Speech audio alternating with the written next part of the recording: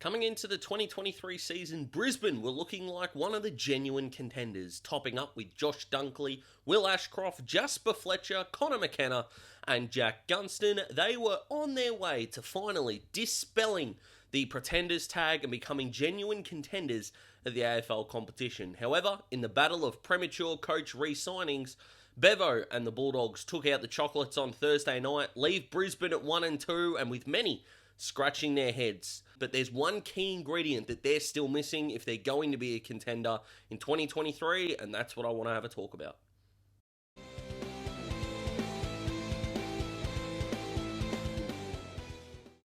Before we get into all that, guys, I just want to say a massive thank you. As you can see on the screen, these are some latest results from the channel, and I couldn't have imagined the Bombers video blowing up as big as it did, which has caused an influx of new people joining the family, and I'm overwhelmed. I really am. 90 days ago, I had less than 750 subscribers, and of course, as you can see, that's now in 4 digits, which is just remarkable. So to all of those that have been there from the start when things weren't going so well, and for those that have jumped on, to all over 1,000 of you, I can't explain how grateful I am, but please, this thank you is one of the greatest thank yous I've ever given out, and I cannot appreciate more what you guys are doing for me at the moment.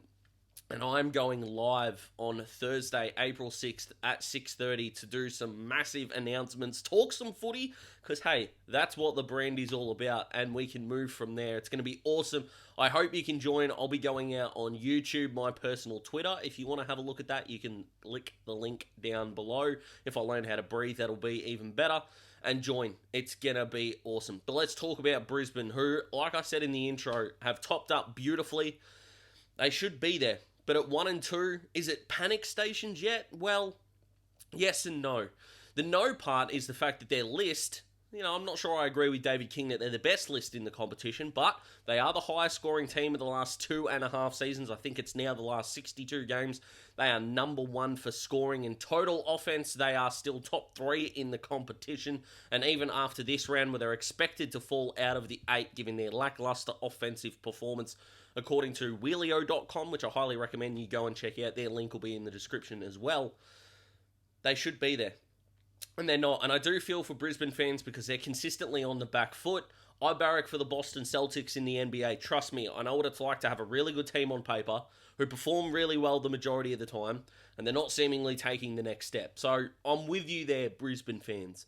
But we're going to take a look at the couple of reasons in a second. But Chris Fagan right now needs to be doubted right now. He just does. And the simple reason is I, like many, have really enjoyed sometimes giving Bevo a little bit of stick. He's a different operator, we know that. But Chris Fagan right now has got the Ferrari, or whatever car that you want to put in there. I'm not a car guy, so you can lecture me about it later. I'm not a car guy. But whatever car that Chris Fagan is driving right now, he's leaning towards Prince Charles rather than Daniel Ricciardo at this point. It is not working for Brisbane as well. And there are some key reasons for that. But first, let's look at the Brisbane players that have not started this year well at all. There they are on the screen. Eric Hipwood is signed till the end of the decade, and I don't think anyone else in the competition would want to take on that contract if all he's giving you is less than a goal. We gave Dan McStay a lot of stick for taking $600,000 a year from the Pies. He is providing a contest and doing things off the ball that are awesome. Hipwood at the moment is just not hitting the scoreboard that well at all, and also isn't getting up the ground to make contests as much as he used to either. Now, Joey Danaher did kick 4 behinds on the weekend to make his total for the year 5 goals 6, but he's not as big a problem. Yes, he needs to kick more accurately, but 11 shots at goal through 3 games. He gets a pass for now. The rest of those ball winners, though, that's a worry. Given the fact that Brisbane's defensive pressure is not there in a big way. They are having huge lapses in quarters, in halves, in games where they are not putting on the pressure on their opponent that is justifying the fact that they're not getting clean possession, either out of stoppage or in transition. It's crazy though.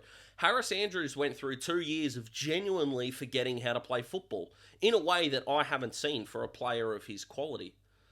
But right now, he's dominating. He had over 20 possessions on the weekend, took more than 10 marks, and his battle with Norton was great. Yes, Aaron Norton's last 2 minutes was awesome and may have saved the Bulldogs season, but Andrews throughout the game looked like the best defender on the ground. Liam Jones, tick. Was he as good as Harris Andrews for mine? No. And right now their midfield is okay-ish. Lachie Neale, Josh Dunkley, Will Ashcroft. Tick, tick, tick across the board. The rest of that midfield that are rotating through, they're not good numbers. They're not at all. And that forward line, they're getting the inside 50 entries in big parts of the game. And yes, inaccurate goal kicking can be used as a reason here. But the one thing, the one key ingredient, and the whole point of this video, what is stopping Brisbane from being a contender, lives between these two things. Up here. Mentally. Their mental effort and their capacity to be strong in the contest has been non-existent throughout 2 of their 3 weeks. And if we take a look at their contested possession differential throughout the year, those are the numbers for the first 3 games. They've won the contested ball once and lost it twice, convincingly. Now, we know which game they won. Correlation doesn't always mean causation, but sometimes it does. And for Brisbane right now, their want to put the head over the footy needs to be unconditional. This isn't a Geelong, a Melbourne, or a Richmond that have climbed to the top of the mountain and know what it's like to build into a season. Brisbane need to be attacking every game with vigour. And yes, Chris Fagan is loved by everyone. That's okay.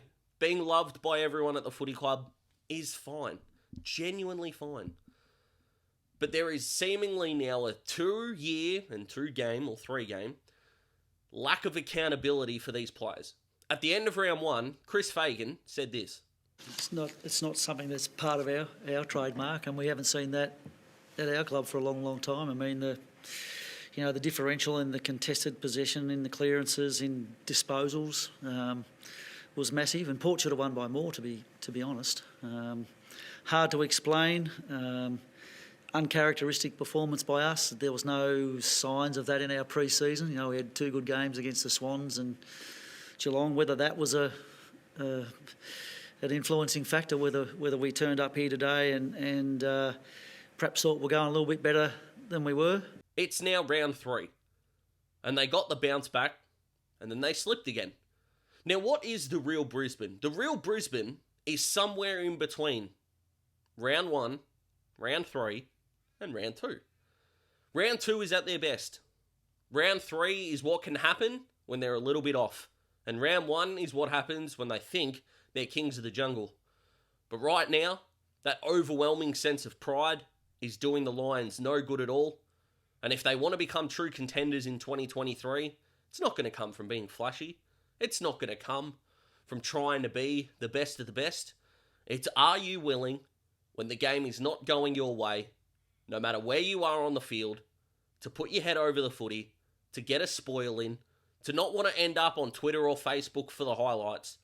It's, do you want to look at the teammate to your left and the teammate to your right, and all 3 of you commit your body to the contest and are willing to outwork your opponent? Because right now, Brisbane with the footy, they actually look okay. They're not perfect by any stretch. But for round 3, it's really not on their list of problems. Or if it is, it's very low down. But Brisbane without the footy, especially in dispute, is what's going to stop them from lifting silverware. And if they waste this talent without a cup in their hands, it's a travesty. And we know how long it takes for Brisbane to rebuild once they've had some success. So that's what's happening with Brisbane, guys. Comment below, let me know what you think.